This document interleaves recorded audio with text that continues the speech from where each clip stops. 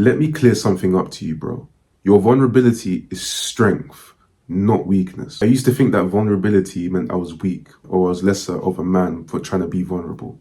When I became more vulnerable, that's when I started to see my life uptick in happiness and prosperity. The problem today is that when we're dealing with certain people, such as women that we're interested in or family members, the pressure to be a man means that we choose not to be vulnerable.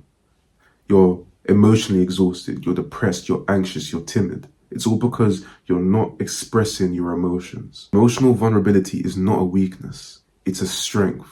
Once you learn how to truly channel it and put it in the places in which people truly respect and understand you, that's when you become the man that's strong. That's when you become a man that's imbued with strength. But like I always say, it isn't your fault for thinking otherwise.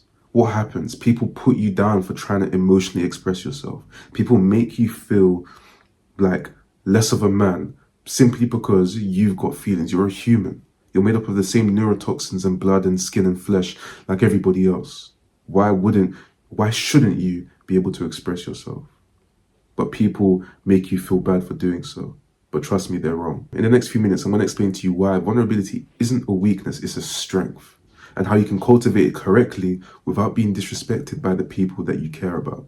Because sometimes people are just people, bro. And we can't do anything about that. Hello, I'm Jay. Welcome back to the YouTube channel. Thanks for your comments, likes, and your support. Subscribe if you want more content. Vulnerability is not a weakness, bro. What people have gotten mixed up in your head is that vulnerability means you're lesser than a man.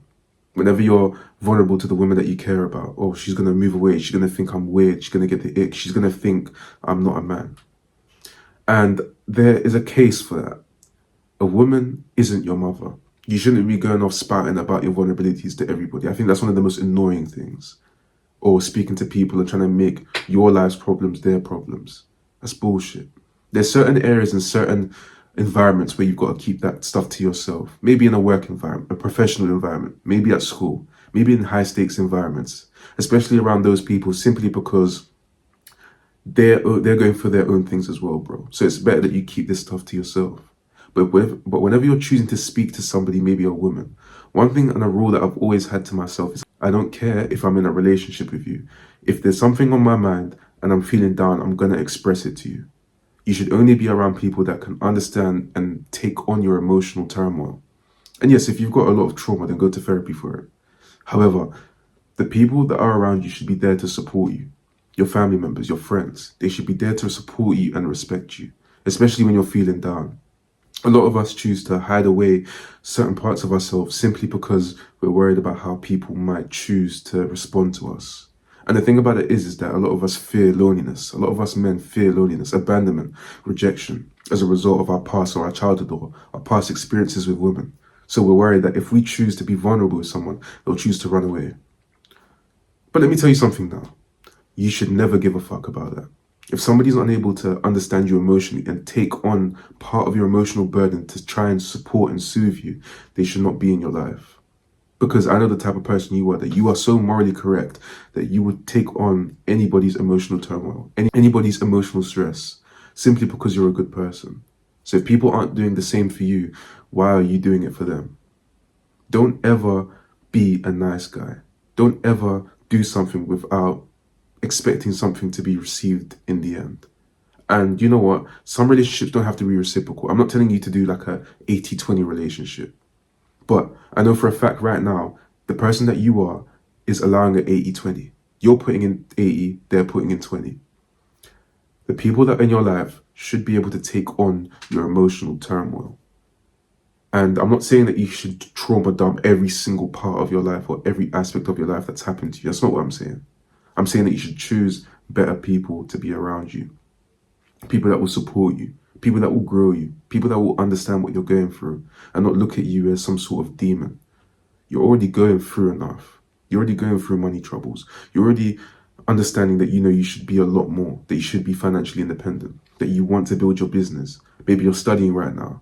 Maybe you're still in your middle class family. You want to make it up to the luxury class, higher class. You want to be able to go on a few holidays a year with your whole family and you're the one that finances it.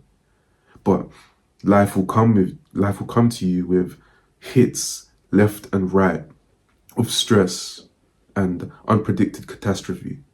And you need people around you so that you can de-stress and speak to them about your problems.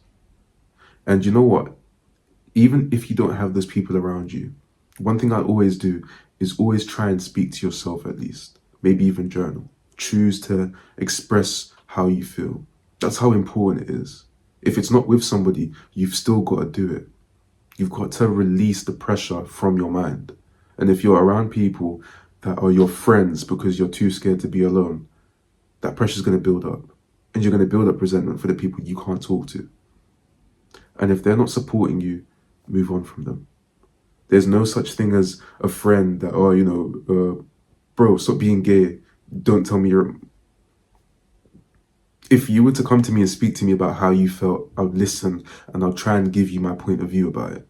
That's how a group of men should be. It should never be, oh, bro, stop, what are you talking about? Don't be gay. Yeah, it's funny, but if somebody's genuinely going through something, you don't do that. You don't allow somebody to enter your life and talk that way to you.